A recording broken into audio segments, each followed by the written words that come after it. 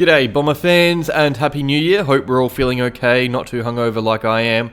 Now the other day I posted a video about Allen Davey Jr. and his move down to defence. It got me thinking about other positional changes, so I asked you guys in a little post to add any that you were also thinking about, and here I'm going to discuss the ones I liked the most, or the ones that generate the best discussion, I guess. These aren't my personal takes, but I will discuss them anyway. Some of them are pretty juicy, some are pretty weird. Let's get into it. We start with Nik Cox, who is currently playing as a makeshift key defender. He kind of had to learn the craft on the run a bit in the last year or so, and you could tell he was a bit raw from a positional standpoint. He had some terrific moments. Those long arms came in handy spoiling, but against a mature forward, he isn't exactly trustworthy. I think the special thing about Cox, though, is that his ceiling is so high in just about every role, but I look at our defence and wonder if he's really going to be best suited there for the future.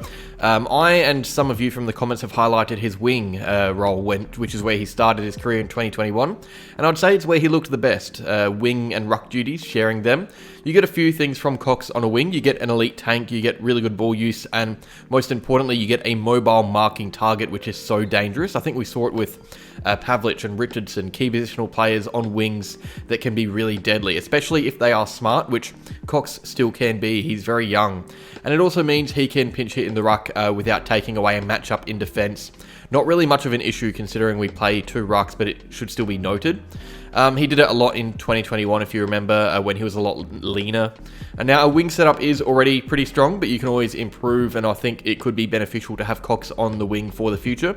If he lives up to his potential, I think it would create a head-scratching matchup for oppositions. Imagine a 2-meter wingman roaming around, being able to be that marking target, but also having that tank to run all day. That's where I want him to play his best footy, because it would make us a more dangerous side, I reckon. Speaking of the wing, Sam Durham is a wingman, but we want him half back, apparently. That's one I've seen a lot of people talk about. I think this was mainly before the preseason, because right now I think most of us are in agreement that Durham is our starting winger. He is tearing up on the track. Things could change. Dersma could overtake him.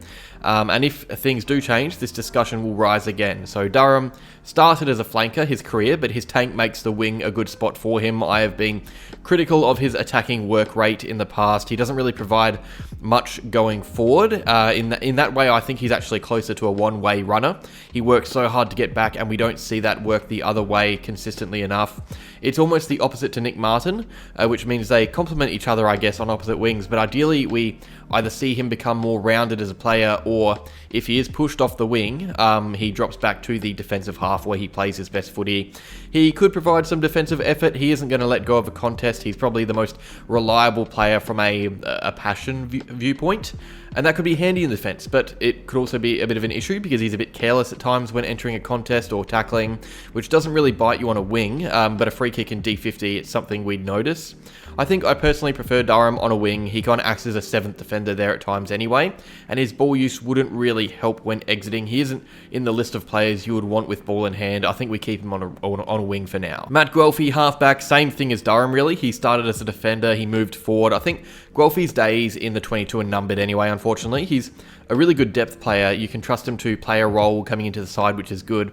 It's how he got a podium finish for the Crichton a couple of years back. But I look at Guelfi's best assets, his work rate, his tackling pressure, even his aerial work for his size. He's a good mark for a small player.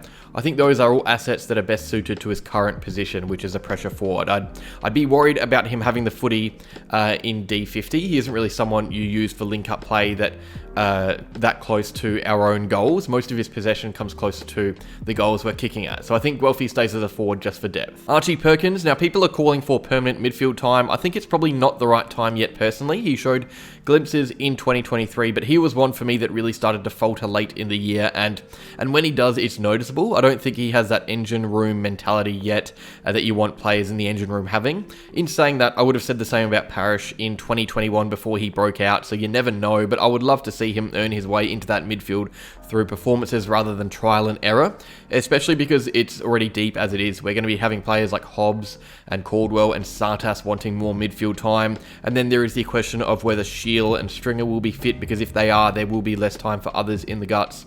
So I think Perkins will ease into that role over time. I doubt we're going to see him there in round one.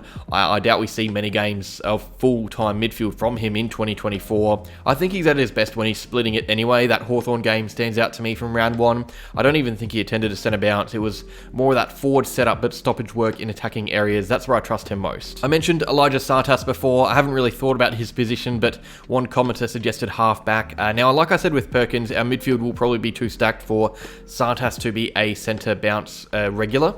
Last year with injuries, he barely featured at centre bounces. I think he'll eventually play there. It's his natural position, but you also want him having first team experience somehow, I guess, and he is talented enough to play, so plopping him in defence, it isn't silly, but I think our defence should be an area that we can trust, and having a skinny second-year player whose kicking is questionable may not be the best move. He is working on his quick kicking quite a lot, but I don't think it's something that'll fix itself straight away. I think I'd rather Tsatas play VFL in the midfield rather than AFL down back, to be honest, but that's just me. He seems like more of a pure mid. He played up forward quite a bit in 2023 and looked fine, I guess. If he had to play anywhere in the senior team, that's probably where it would be, a bit of forward, a bit of midfield. He didn't really set the world alight, but to be fair, he only played a few games, so we're yet to really see what he has to offer as of right now. Alright, now this one's an interesting one. Jayden Laverde back up forward. The reasoning from a few people seem to be because they would rather see Kane Baldwin in Laverde's role. They're very similar players, but they still want Laverde in the team. I never hated Laverde as a forward. I just think he was a bit too small and never really found his groove. We were also playing some weird setups that didn't help his case. It was a similar situation to Aaron Francis, I reckon. But I don't think moving Laverde forward will benefit the team in any way. I'd rather see Jones or Caddy there. I think Laverde is my choice over Baldwin anyway for that second key back spot.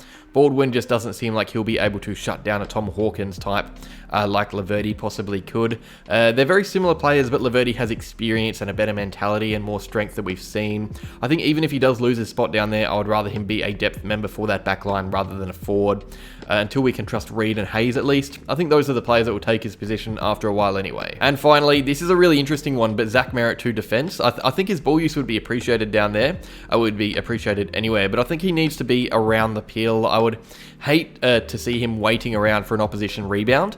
He is someone that you want regularly having 30 odd touches in meaningful areas going forward, and rebounding defenders rarely have that much of the ball in the attacking half. If they do, it causes issues the other way. And first things first, I would rather have a defence that doesn't leak. That's the goal before we think about ball movement from back there. I doubt Merrett can hold up a Toby Green or any dangerous small forward while having 20 plus disposals. His defensive craft has improved, but it's more to do with his stoppage positioning and his work rate to get back on the other side of a ball up when the opposition wins a clearance.